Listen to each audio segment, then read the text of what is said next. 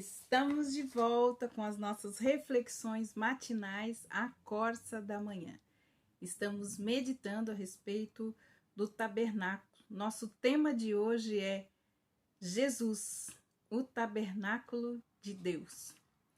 E nós estamos refletindo a respeito das cortinas, das suas cores, dos seus bordados, e qual o significado, qual o simbolismo, qual a interpretação de cada uma dessas ordens dada a Deus, dado por Deus a Moisés. Então hoje nós vamos pegar ainda o Êxodo capítulo 26, versículo 1, que diz assim: edifios de tecidos azul, roxo e vermelho. Ontem nós falamos a respeito do branco, né, do linho branco. Hoje nós vamos falar dessas três cores, azul, roxo e vermelho, e também o seu significado. Como nós já vimos anteriormente, o azul é a cor do céu, representa também Jesus Cristo como o segundo homem, ou aquele que veio dos céus. É interessante também nós lembrarmos que os filhos de Israel, eles usavam um cordão azul nas bordas das suas roupas, como uma constante lembrança dos 10 mandamentos recebidos dos céus e também da sua cidadania celestial. Números 15, versículo 38 e 39 nos dizem assim: digam aos filhos de Israel que ao longo das suas gerações coloquem franjas na extremidade de suas capas e ponham um cordão azul em cada franja, para se lembrarem de todos os mandamentos do Senhor e que os cumpram, e não se deixem arrastar à infidelidade, seguindo os desejos do seu coração e também dos seus olhos. A cor roxa já tem um outro significado. É a cor da realeza, da majestade de Jesus Cristo, o Rei dos Reis, o Senhor dos Senhores. O roxo é a mistura, né, das duas cores, azul e vermelha, nos indicando algo maravilhoso, nos indicando que em Cristo nós encontramos a mistura das duas naturezas, a humana e a divina, numa só pessoa. Ele é tanto filho de Deus como filho do homem. Isto o qualifica, então, para ser um mediador entre Deus e o homem, pois sendo Deus azul, ele se fez carne, vermelho. E por fim, a cor vermelha, que já sabemos, é a cor do sangue, que representa então o sacrifício de Jesus.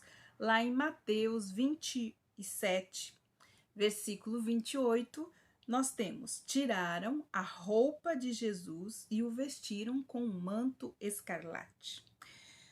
No Antigo Testamento encontramos os israelitas que deveriam oferecer ofertas de sangue pelos seus pecados com base no sacrifício de algum animal. Tudo apontava para a vinda do Cordeiro de Deus que tira o pecado do mundo. O único sacrifício pelo pecado é Jesus. Só o sangue de Jesus tem o poder de remir, de perdoar e de cobrir pecados. Essas cores, o branco, o azul, o roxo e o vermelho, deveriam ser usadas nas 10 cortinas. Essas 4 cores não foram escolhidas aleatoriamente, pois a ordem para que essas mesmas cores fossem usadas aparece 24 vezes no livro de Êxodo.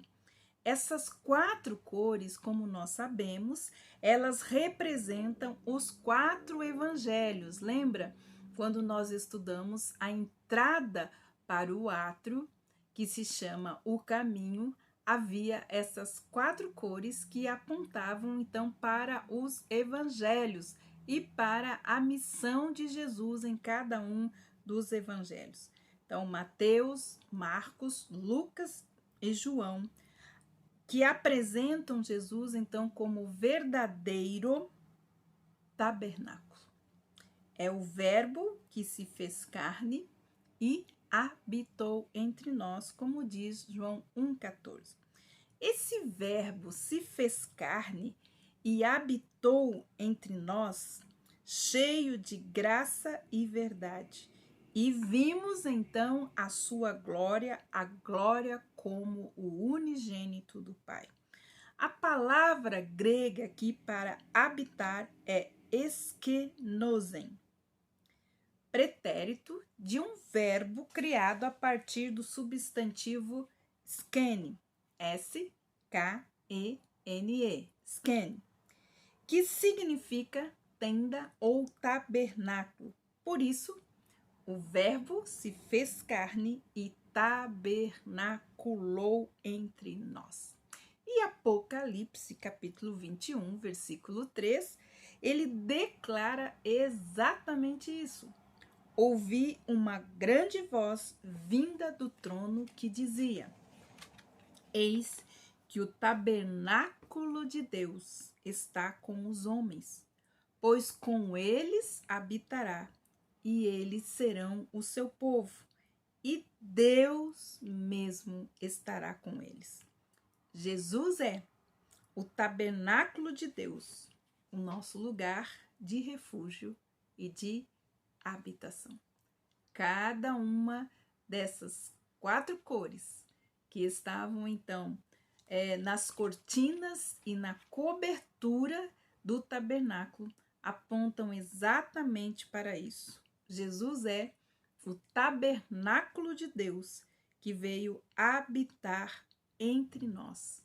O Verbo que habitou, que tabernaculou entre nós, se tornando então o nosso refúgio e a nossa habitação. Que Deus abençoe você e até amanhã com as nossas reflexões matinais, a Corsa da Manhã. E vamos continuar meditando sobre essas insondáveis riquezas de Deus. Lembrando que hoje nós precisamos entender, né, que nós vimos a glória de Deus, que é Jesus Cristo, o tabernáculo de Deus entre nós. Até amanhã.